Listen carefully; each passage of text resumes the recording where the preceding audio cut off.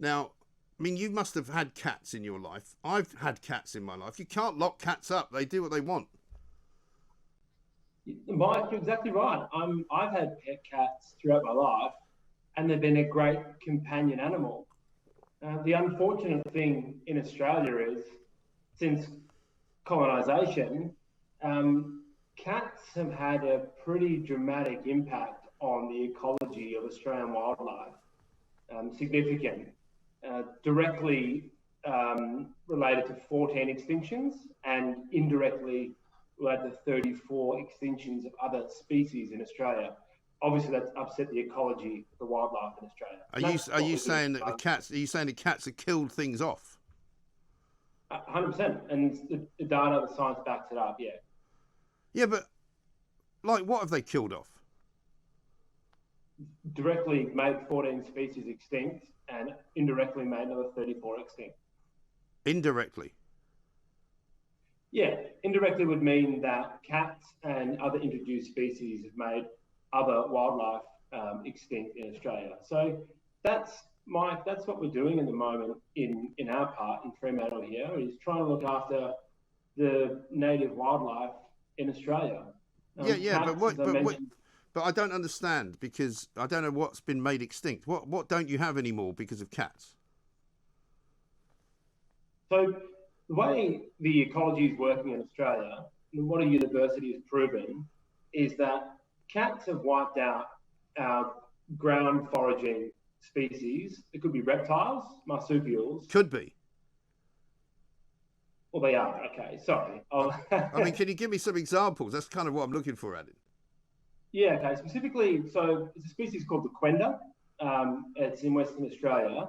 We know the quenda has been wiped out by cats. And we also know that when the quenda is present in an ecosystem, it will reduce the fire fuel load by 50% in an ecosystem.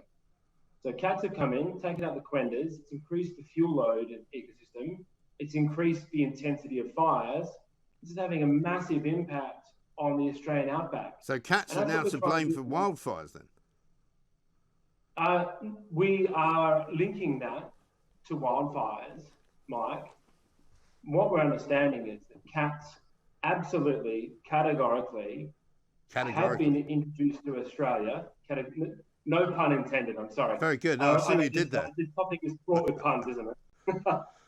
So what about these? So these quendos that have disappeared? Are there no quendos at all anywhere? Population's been decimated, and it's not the only species, Mike. So when you say decimated, does that mean wiped out? Essentially, yeah. Well, what do you mean essentially? Are there any or not? There's some left. But well, there's some. So they're not extinct then? 36 species have been made extinct indirectly, 14 directly. So yeah, but they're not extinct. But they're not extinct if they're left. If there's still some there, are they?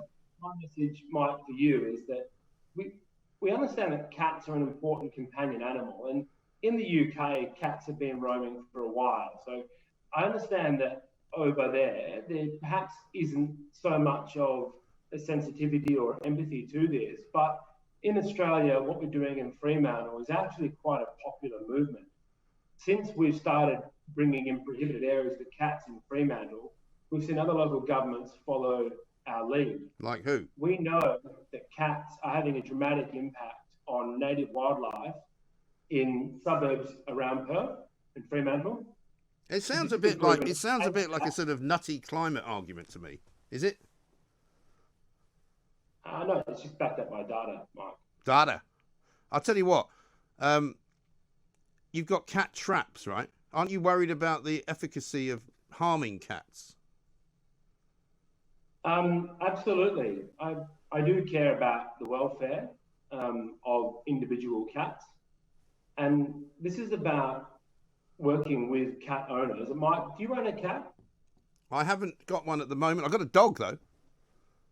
Yeah. So what's going on with the dogs? You don't care about the dogs? Sorry. No, but Mike, it's a good point you raised, because in the 1970s in Australia, dogs used to just roam around the streets. Dingoes. And there was a dog law brought in to say, keep your dog on your property. And this is pretty similar to that. What we're saying Yeah, but you can keep a dog on your property. You can't keep a cat on cat. your Cat, you know as well as I do, Adin, if you've got a cat, cats don't do what you want. They do what they want. You can't go to the cat. You can't tell a cat, you don't go out. The cat will just stick two fingers up to you. But a dog will do what you tell them. Depends what kind of dogs you've had. Some dogs I know are quite cheeky, Mike. Well, maybe you're not a very good dog owner. If you use the right tone of voice, your dog will do what you want. Trust me. We won't get into the dog discussion, Mike. But, well, I'm worried I'm worried what you're going to go after next, Adin. I mean, you seem a bit bloodthirsty there. I mean, you're locking people up now. You're locking cats up. This is classic. This is a great interview, Mike. So what we're saying is we just want to ask cat owners to keep their cat in their property. And there's been some really great progress in Australia. They're called, you like this, Mike, they're called catios. People in their backyards build a patio, they enclose it, it's called a catio, and the cat can stay in the house, in the backyard. Yeah, but the cat can escape. Cats are ingenious at finding ways out of things, right? And if they see something they want to eat, they're off. Absolutely. They are the most evolved hunting species on planet Earth, as we know, Mike. Yeah. If they do escape, that's fine. We'll bring them back. What's your stance on kangaroos? Well, they're a bit of a pest, aren't they? Pest in Australia.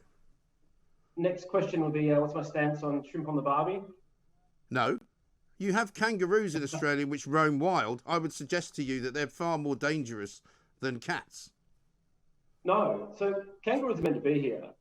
And the thing is, well, so are cats. Our ecology in Australia, our ecology in Australia has evolved without cats. And they've been dropped in here in the last 200 years. And the cats have... Well, that's not... You haven't been there much longer than that, have you? You guys only started arriving there a couple of hundred years ago. Well, Mike, we may even be related, mate. I've got English ancestry. So I'm not English. No, I'm Scottish. Are you Scottish? Yeah. Okay, sorry. Forgive me. Although Lang could be seen as a Scottish name if you had an I in it. I've heard that as well, yes. No, apparently my English heritage is from Devon. Well, what about, you guys invaded Australia, right? You took Australia from the indigenous people. You're more of a pest than cats are. Maybe you should lock yourselves up. No, that's a great argument to mount as well. But this discussion we're having at the moment is purely about cats. And I can tell you're a counsellor, right? You don't like to be led around, do you? Good pun as well, Mike. You get 10 out of 10 for that one. Yeah. Thank you very much. I'm good at this. So you want cats on leads as well, don't you? Mike, so the people we've been working with in Fremantle are saying that cats like going outside, and some of the responsible cat owners we know have actually been walking their cats on lead around Fremantle. Yeah. That's the strangest thing I've ever heard. Well, it's actually becoming more and more common. It doesn't make it right, though, Aidan. I mean, you're locking people up and not letting them out of their houses. That's not right either. I'm not locking any people up, Mike. Don't you have any lockdown there? In Western Australia, no, we're fortunate. I haven't worn a mask for many, many months, and there's no community. If you're referring to COVID, there's no community COVID in Western Australia. Right. Well, I'm glad to hear that. Yeah, we're fortunate there. But let's just get this back on topic. I mean, Mike, the cat issue in Australia is actually a very, very, very serious environmental issue. I don't think it is. I don't agree with you. That's fine. I'm not bringing that up. That's coming from the best scientists in Australia.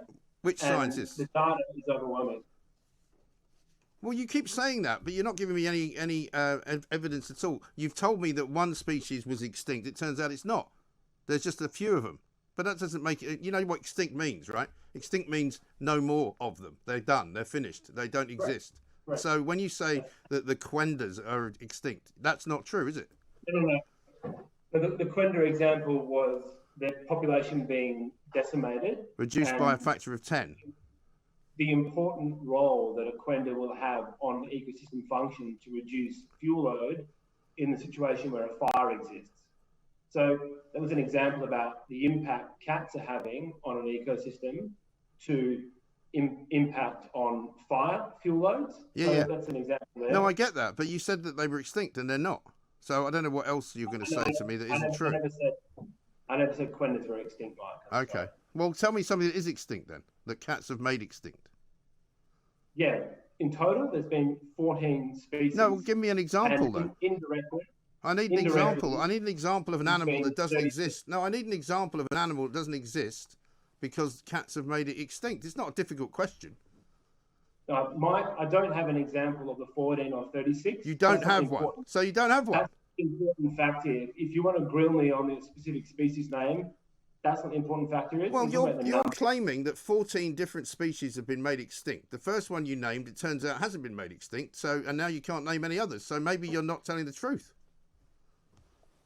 I was about to Google them for you, Mike, but I won't. I am telling the truth. Anyone watching this can Google that information if they like. So you're making people walk their cats on leads, locking them up, giving them traps to catch them in, without actually having any evidence whatsoever that anything is extinct. Oh, we've got evidence from the CSIRO. That's the leading scientific institute for Australia. That doesn't mean anything to me. If you can't name one, it means there's no truth to it. The CSIRO invented Wi-Fi, for example. So that's... They invented Wi-Fi? Yeah, precisely. So? Okay, they're a leading scientific institute for Australia. Well, they're good on Wi-Fi, not so good on cats, maybe. No, the data there is pretty basic, Mike. Well, it may well be. All right, let me ask you one final question because time is against us. Have you fined anybody yet? The law is just coming into introduction at the moment. We're going through the process.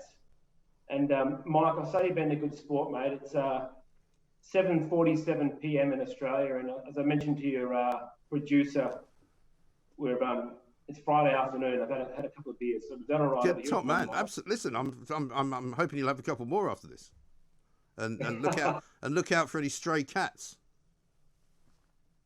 We will. What would you do? What would you do if on your way back from the pub you saw a stray cat? What would you do? You call the cat hotline.